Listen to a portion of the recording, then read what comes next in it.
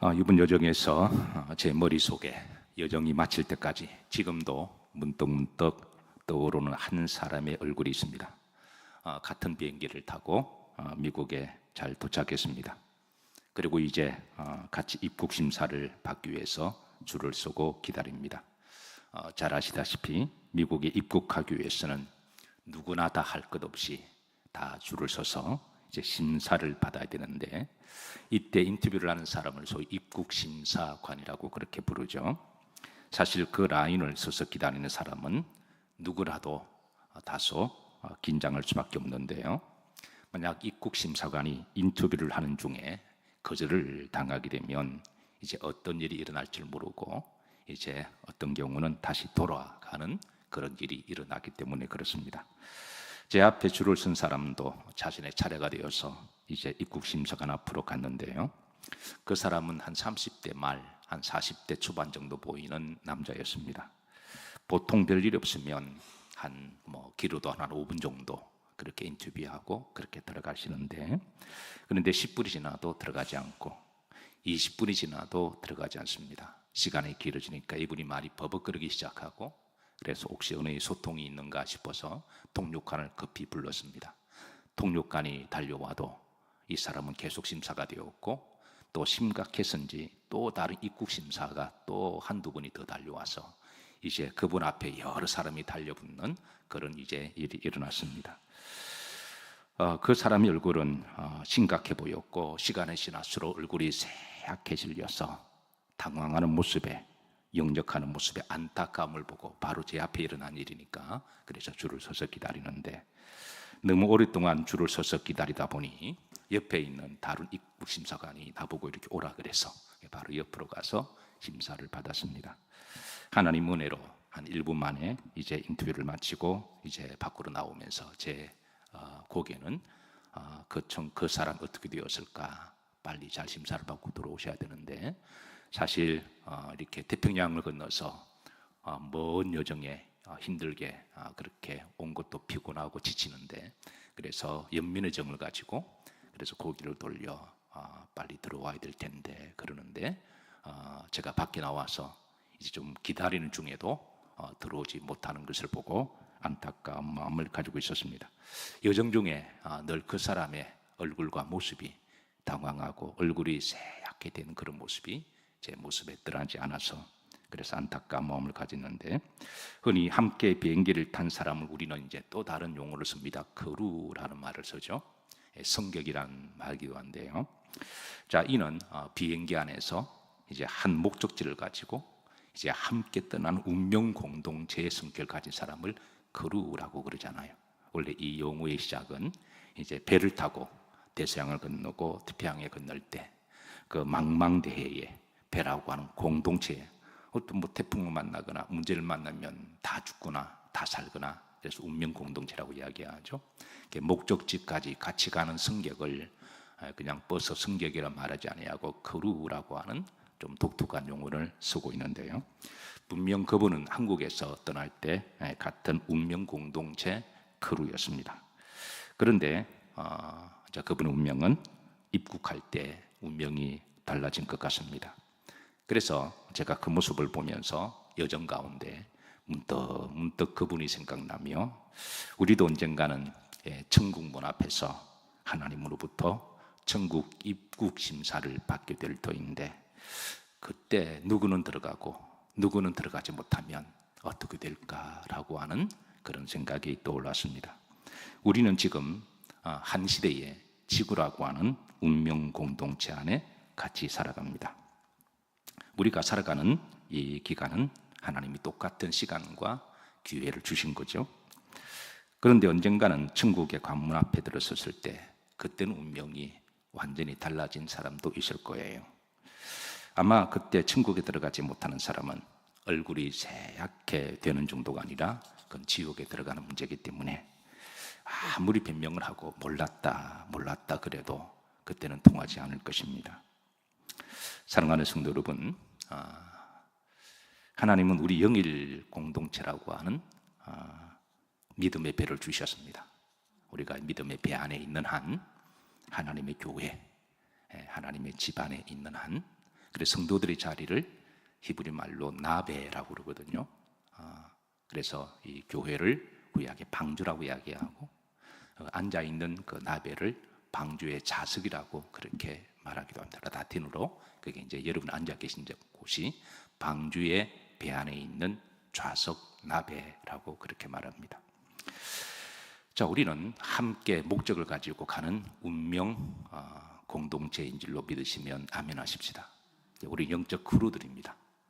우리가 함께 다 같이 가는 거예요. 그래서 함께 같은 목적을 가지고 함께 믿음 생활을 하고 같이 가는데, 우리 모두가 다 이제 이 광야 같은 여정 가운데 믿음의 배를 탔으니 누구는 그 앞에서 거절당하지 아니하고 누구만 들어가고 그러면 얼마나 마음이 아플까요? 물론 우리도 사람이어서 함께 가는 공동체 안에 이제 때로는 내가 좋아하는 사람도 있고 내가 별로 마음이 들지 않는 사람도 있지만, 그렇다고 해서 내가 마음이 들지 않는다고 해서 그 사람이 천국심사대 앞에서 들어가지 못하고 지옥으로 간다면, 특히 목사인 제가 볼 때는 어떻게 보면 제 책임이기도 하거든요. 그래서 그런 일이 없도록 제가 예전 가운데 기도했고, 그리고 우리 스스로도 때로는 서로가 조금 부족해 보여도 함께 천국 갈 운명 공동체임을 기억하시고 위에서 기도하시고 그 앞에서 우리 모두가 잘했다 칭찬받는 그런 그루들이 되시기를, 영적인 그루들이 되시기를 주의 이름으로 기도하고 축복합니다. 자, 우리는 지난번 말씀에 이제 바울은 율법의 종에서 벗어난 사람들이 바로 그리스도인이라고 이야기했습니다. 바울은 우리 그리스도인들은 더 이상 구약의 세상의 율법이나 그런 우리가 종속될 필요 없고 자유하는 사람이 바로 그리스도인들이다, 이 복음을 전했는데요. 그래서 두 번째 말씀, 첫 번째는 이제 그리스도 안에서의 성도의 삶은, 그러면 율법이, 우리가 율법을 초월한 사람들이죠. 더 이상 우리가 율법은 이제 필요 없습니다. 그럼 이제 우리는 무엇으로 살아가야 할까요? 자, 율법은 더 이상 우리들을 구속하지 못합니다. 그러면 이제 어떻게 살아가야 하는가? 첫 번째, 이제 복음 안에서 따라 사십니다. 자유하는 삶. 그게 이제 첫 번째로 바울이 전한 삶입니다. 그러니까 율법 없으면 무엇으로 살아가느냐? 그 첫 번째, 그리스도 안에서 자유하는 삶. 그래서 이제 진리를 알지니 진리가 너희를 뭐하게 하리라? 자유케 하리라. 요한복음 8장 31절에 바로 이제 우리가 진리를 안다면 그 안에 비로소 이제 자유하는 그런 삶을 살아가게 되죠. 두 번째는 성령을 따르는 삶임을 그렇게 일러주었습니다. 우리가 자유롭게 살아간다고 해서 자유가 방종은 되어서는 안 됩니다. 질서 없는 자유, 이것은 이제 방종이 되고 방탕이 되는 거죠. 우리가 자유하니까 무슨 죄를 지어도 내 마음대로 살겠다, 이 그런 자유를 다시 한번 십자가에 못 박는 것이죠. 그래서 그리스도의 자유는 방종과 방탕을 이렇게 잘 절제하고 더 높은 차원에서 그렇게 이어가는 삶을 바로 이제 자유하는 삶이다 그랬습니다. 자, 그래서 두 번째는 이제 성령을 따라 사는 삶임을 일러주었습니다. 율법이 없다고 해서 내 마음대로 살 거냐? 아니요. 믿는 자들의 마음속에 거룩한 영이 계셔서, 그 사랑의 영이 계셔서 그 성령이 말씀을 통해서 우리를 이끄십니다. 그래서 말씀과 성령은 함께 동력하심을 믿으시기를 주의 이름으로 축복합니다. 그래서 우리 그리스도인들이 늘 성령 충만하기를 기도해야 되고, 그래서 성령 충만할 때 그 성령께서 육체의 원죄의 소송을 가진 육체의 소욕을 따르지 않게 하시고 우리들을 영의 사람으로 인도하심으로 우리가 그런 사람을 이제 영적인 사람이다 라고 그렇게 부르시죠. 사랑하는 성도 여러분, 오늘도 새벽부터 어려운 발걸음에 잠을 물리치고 나오셨으니 잘하셨습니다. 이 거룩한 곳에서 거룩한 성령을 사모하시고 다시 성령 충만함을 받으셔서 그 성령의 힘으로 오늘 행복하게 보내시고, 또 성령의 힘으로 혹이라도 육신의 소욕이 잠깐 나올 때마다 물리쳐 이기시기를 주의 이름으로 축복합니다. 자, 세 번째, 이제 바울은 이어서 이제 사랑으로 사는 삶을 우리들을 인도합니다. 자, 먼저 이제 5장 6절에 이 부분에 대한 말씀을 한 번 더 이제 강조를 했습니다. 합독합니다. 그리스도 예수 안에서는 할례나 무할례나 효력이 없으되 사랑으로서, 자, 그리스도 안에서는 이제 사랑으로 역사하는 믿음으로 살아감을 일러주고, 오늘 우리가 봉독했던 13절입니다. 여기 흐름절에 보시면, 자, 흐름절입니다. 오직 무엇으로? 사랑으로. 오직 무엇으로? 사랑으로. 결국 사랑이 답이라는 거죠. 결국은 하나님은 사랑이시니까 결국 믿음의 결론은 사랑입니다. 그래서 나의 믿음을 한번 측량하고 싶으시면 여러분의 믿음의 지수를 사랑으로 점검하셔도 괜찮습니다. 그래서 나의 사랑은 과연 몇 점이 될까? 그래서 오직 무엇으로? 사랑으로. 서로 무태라 종노릇해라. 사실 이 종노릇, 이 노예라고 하는 이 말은 1차적으로는 바울 시대는 굉장히 부정적인 용어였습니다. 뭐 지금은 우리가 자유민주주의 시대 살아가니까 뭐 노예, 종 이런 말은 먼 옛날의 이야기를 들리지만, 근데 지금도 그렇게 살아가는 사람들이 의외로 많아요. 2000년 전에는 뭐 당연하게 노예가 제도화되었던 시대니까, 그래서 그런 시대에 노예, 종 그러면 이거는 굉장히 부정적인 호칭이었고 인식이 있습니다. 자, 그럼에도 불구하고 이 노예, 종이라는 또 다른 긍정적인 모습을 바울은 또 강조하고, 역설적이죠. 누구나 다 싫어하는 노예, 종, 전대시하는 그런 이 종이라는 개념을 역설적으로 바울은 이제 사랑의 종노릇해라라고 그렇게 끄집어냅니다. 자, 13절 보시면 다시 한번 여기 보면 초반절에 너희가 무엇을 위하여? 자유를 위하여 부르심을 받았다. 그랬습니다. 그러니까 우리가 자유원자가 되었습니다. 율법의 종에서 벗어나고 율법에 더 이상 얽매일 필요가 없습니다. 그리고 이제 그러면 이제 네 마음대로 살아도 되느냐? 그게 아니라는 거예요.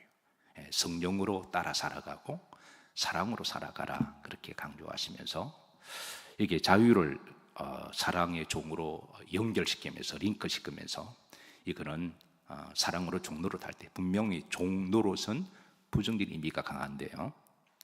종노예 그러면 이게 뭐 주인시키면 억지로 하는 개념이 있잖아요. 마지못해.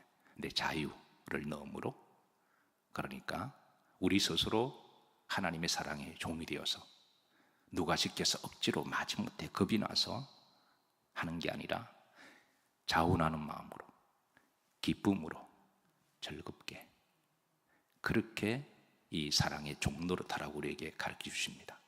그러니까 믿음 생활을 억지로 마지못해 하라 그러니까 하고, 하나님께 얻어맞을 것 같으니까, 이번에 부흥성에 갔는데 어느 장로님이 식사 대접을 하시더군요. 근데 첫날에 대접하시면서 모태신앙이라 그러더군요. 3대 4대 모태신앙이어서 하나님이 축복을 하셔서 지금 이렇게 잘 먹고서 잘 산다라고 자랑을 하시더라고요. 그래서 주 안에 자랑하는 거는 좋은 거니까 그래 칭찬도 해주고 그러는데, 제게 그럽니다. 목사님 솔직히 자기는 믿음이 없대요.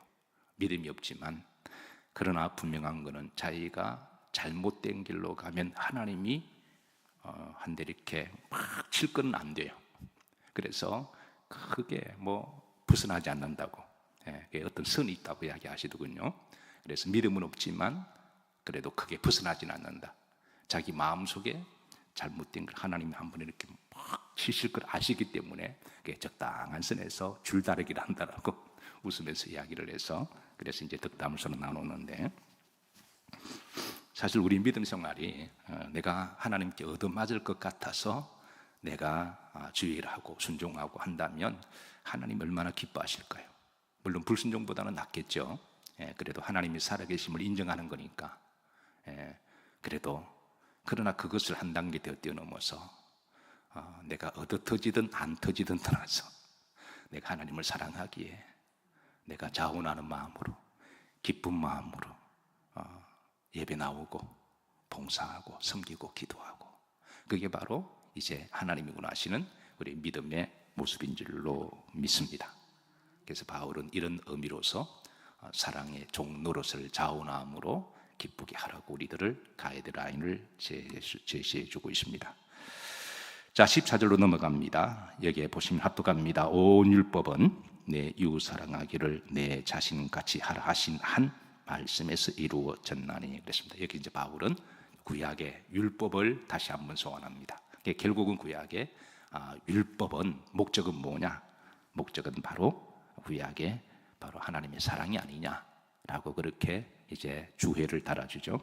레위기 19장 18절입니다. 바울이 한 말씀은 구약의 레위기와 신명기를 이제 소환한 말씀인데요.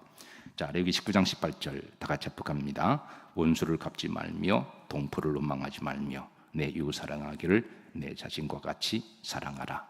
나는 여호와니라. 하나님이 이제 이웃을 어느 정도 사랑하라고요? 나 자신과 같이. 여러분 다 사랑하시죠? 예, 자기를 아끼고 사랑하고 귀히 여기는 것은 성경적입니다. 자기를 미워하고 정오하고 자기를 자존감을 낮추고 학대하고 자기 보고 너는 안 돼, 너는 죽어 뭐 이렇게 말하는 사람은 그건 성경적이 아니라는 거예요.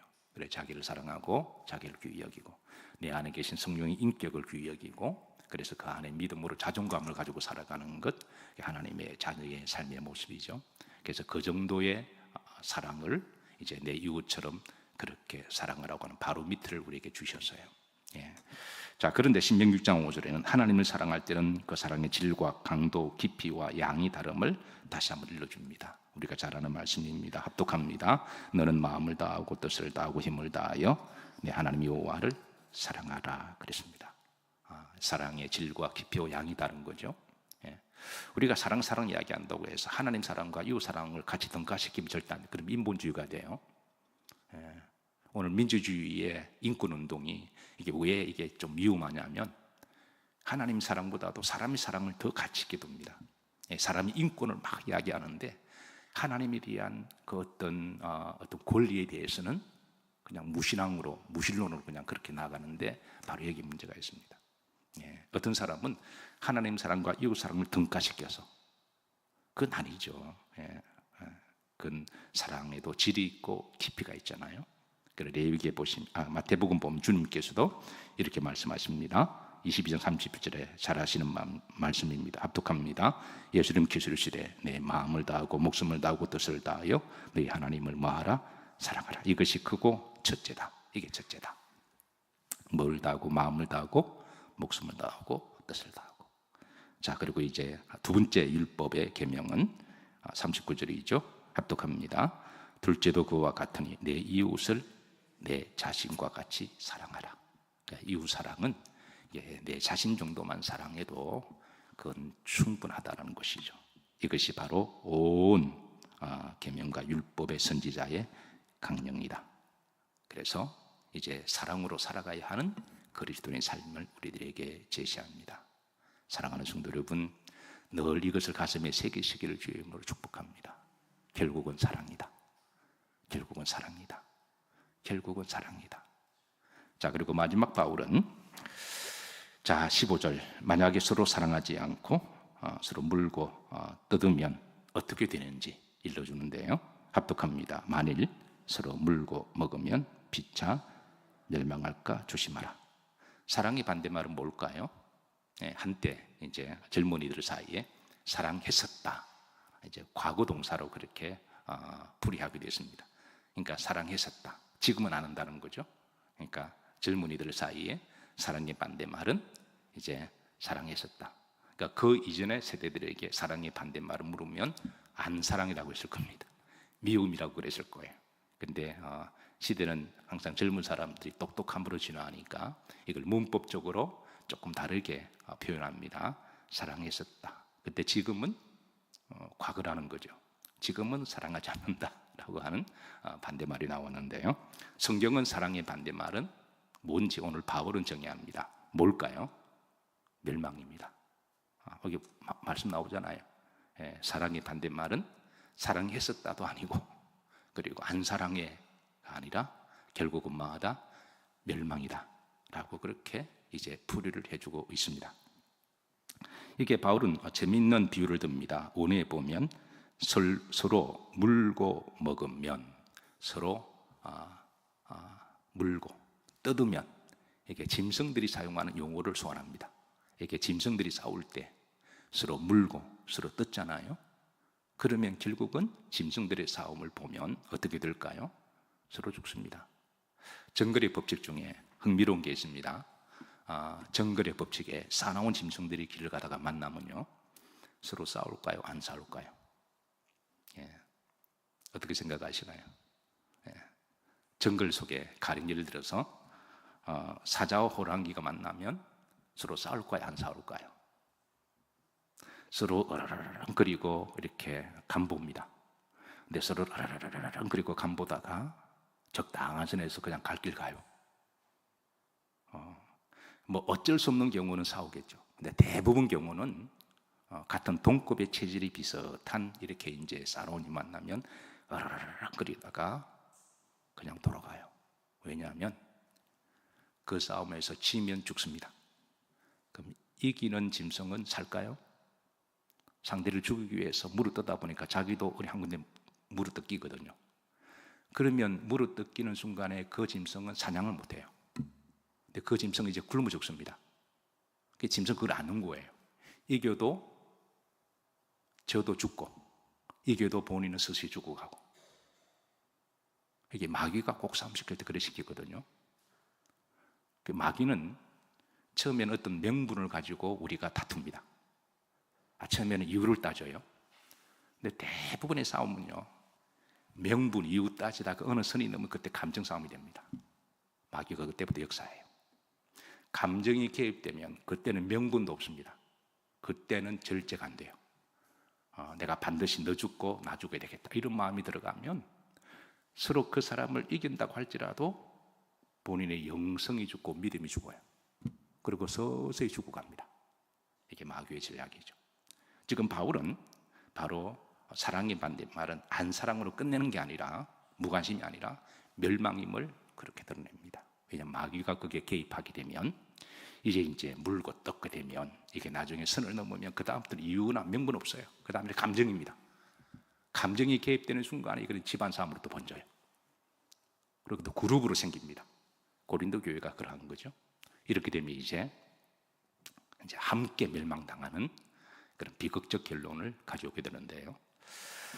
제가 설교 초기에 이제 함께 배를 타고 함께 비행기를 타고 목적지 가는 그 사람을 뭐라 그랬나요? 운명 공동체라고 그랬습니다. 크루라고 그랬습니다. 그래, 함께 목적지 가야 하는 운명 공동체, 바로 이제 크루라가 바로 이제 우리 교회 공동체로 말하면, 하나님은 이 땅에 많은 교회를 두시고, 그리고 그 교회들 가운데 우리 영일교회도 있고, 그래서 영일교회에 속한 모든 성도들은 한 천국으로 가는 운명 공동체인 줄로 믿으시기를 주의 이름으로 축복합니다. 그래, 함께 가야 돼요.